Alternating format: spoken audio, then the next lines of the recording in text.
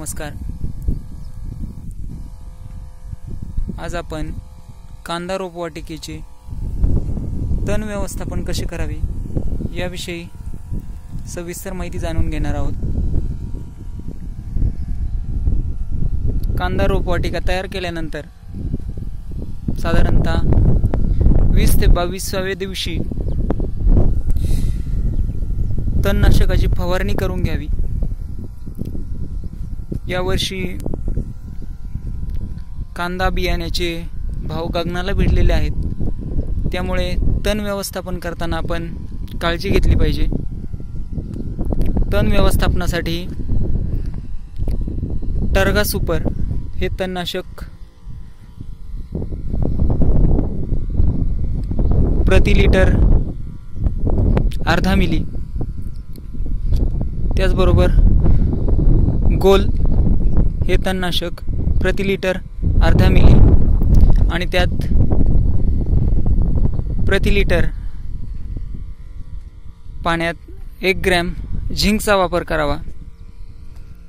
साधारणतः 20 लिटरचा पंप असतो, त्या 20 लिटरच्या पंपात 10 ml टर्गा सुपर, 10 ml गोल आणि 20 ग्रॅम झिंक असं प्रमाण घेऊन रोपवाटिका 20 दिवसाची झाल्यानंतर फवारणी करावी। फवारणी करण्या अगोदर जमिनीत बऱ्यापैकी ओलावा असेल याची काळजी घ्यावी आणि तणनाशक फवारल्यानंतर साधारणतः 3 दिवसांनी पाणी द्यावे। अशा प्रकारे जर का तणनाशक फवारणी करून आपण तणाचं व्यवस्थापन केलं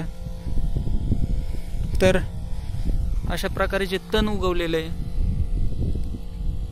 ते हे समूळ नष्ट होऊन आपल्याला कांदा रोपाचं चांगल्यापैकी व्यवस्थापन करता येऊ शकतं।